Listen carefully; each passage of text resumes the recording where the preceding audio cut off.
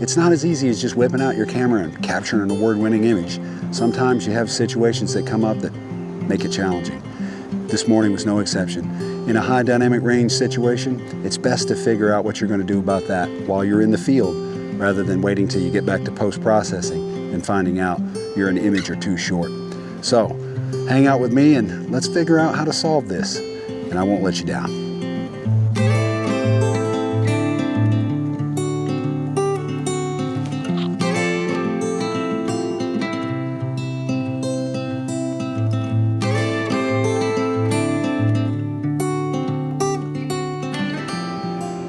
You know, let's think about exposure blending, and I think one of the most important things to think about is when you're in the field, think about what images you need to capture so that you can have when you get back to Lightroom and Photoshop. And so I think when you're composing the image, or at least when I am, and I'm certainly trying to tackle a larger dynamic range, I'm always thinking about what option am I going to use in Photoshop to process this, and or in Lightroom. And am I going to do a bracket set and blend those together? You know, I'm thinking about, well, things are moving, and I'm really probably not going to have any luck with that without having a lot of artifacts, because things just aren't going to line up in the image, in the images that you're trying to blend together. So I think in a situation like this, you know, I need to capture an image for the highlights, an image for the shadows, and then, or maybe just do one exposure and double process it. So, but the important thing to think of is think about that you're going to need those images when you get back in post-processing, and make sure you capture them in the field. That's what's important. Well, this is my first time being here, so I really didn't. I just looked at some satellite footage and had an idea of what kind of composition I was going to capture, but I really wasn't expecting to see these barricades, although that's not unusual to have them at marinas, and so I knew it was a possibility. I might have went for a different shot if this barricade wasn't in the way, but I think my composition was okay, and I went with a 5:4 aspect ratio just because I just seemed to fit the scene and bring balance to the image. So I'm hoping I'm a little worried about the balance on the image, but I'm hoping the red sky and the reflections in the water on the kind of the lower right-hand side of the image, I really hope that brings balance to the image, and I hope it's a good composition. But you know, even if it's not, I mean, it's a nice morning, and it's just a pleasure to be out, as always. So, you know, I always say, landscape photography, it's about the outdoors. And the camera is what brings us, it's what gets us out here. Okay, so moving on to post-processing in the office. Oh yeah, my name is Michael Scott. The office, the main character is Michael Scott. But anyway, I don't know, maybe you haven't seen the show, but I'm always asked, hey, is your name really Michael Scott? I guess that's the Office fans. But anyway, let's get down to business. So what did I end up capturing in the field? So basically I captured two images about 1.5 stops apart, and I exposed one for the highlights and one for the shadows. Now, you could do a bracket set on this and capture 3 or maybe 5 exposures, a couple stops apart, depending on the dynamic range, but that's up to you. I most of the time tend to do that manually, but I do bracket sets too. Most of the time though, honestly, I have more luck with just 2 exposures.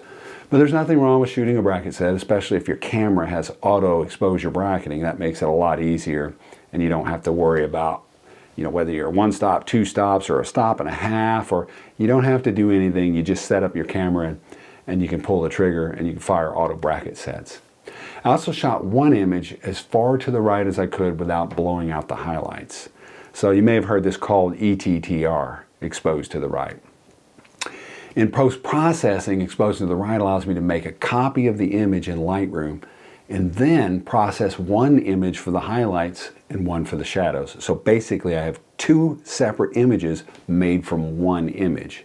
One for the highlights and one for the shadows. Just treat them differently, and then you can put it back in Photoshop and blend them together. We'll talk more about that here in a minute. All right, but when I blend them together, I use a luminosity mask. I'll flip out on luminosity mask, but we'll talk about this. But anyway, so I use a luminosity mask to blend those together.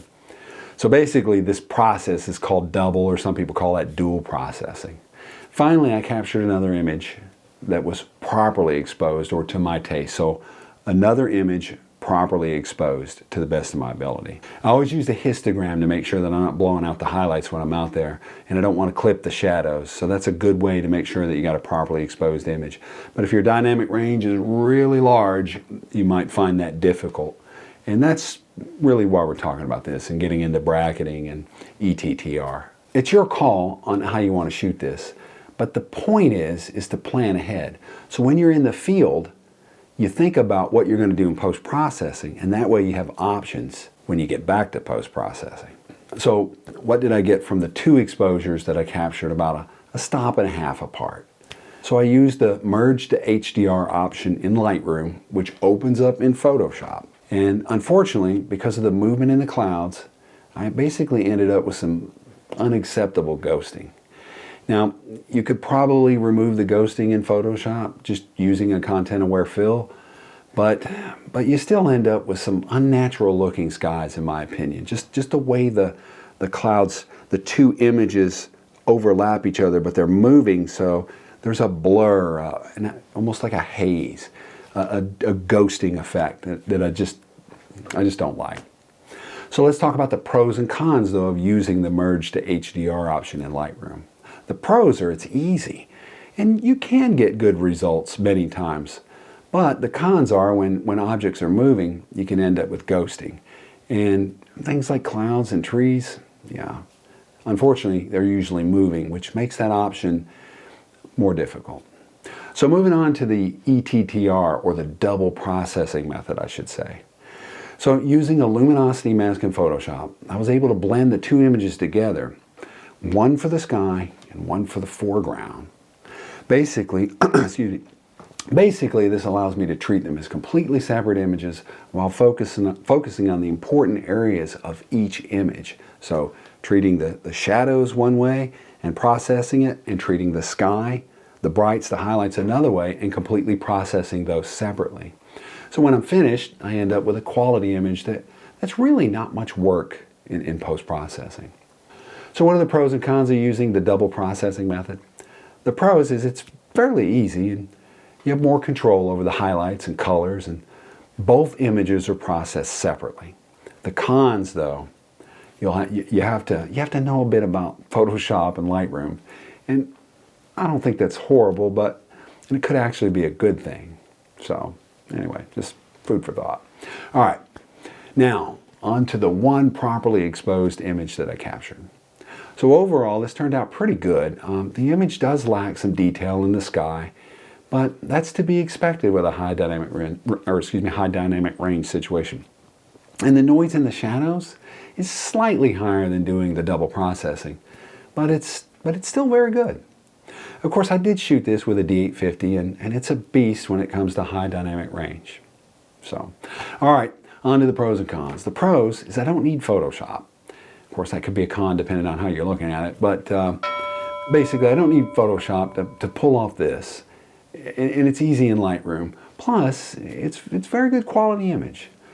But it greatly depends on how much dynamic range you're dealing with, and how well you capture your image in the field. And I think, I can't say enough about that. It's important to, when you're in the field, think about what you're going to do in post-processing. And if you leave and you don't have that good image, you're not in a good spot. So the cons is, it could be better. Is it good enough for you? And that's a tough question to answer. You have options, so we all want the best possible image that we can get away with, but it comes down to the time and effort that you want to invest into each image, and that's a personal preference. So how much time do you want to invest? Honestly, I'm no Photoshop ninja. I use Lemenzia from Greg Benz, and just for most of my luminosity masking, and I think that makes it a lot easier. And you can Google Lemenzia, and I would recommend taking a look at it. And there's a lot of other programs out there, plugins. It's a Photoshop plugin that you could use. So anyway, what did I end up with? Which method did I end up using for this image? Well, as you can see, I tried them all. But in the end, I opted for a sky replacement in Photoshop. Now, before you lose your mind, let me explain.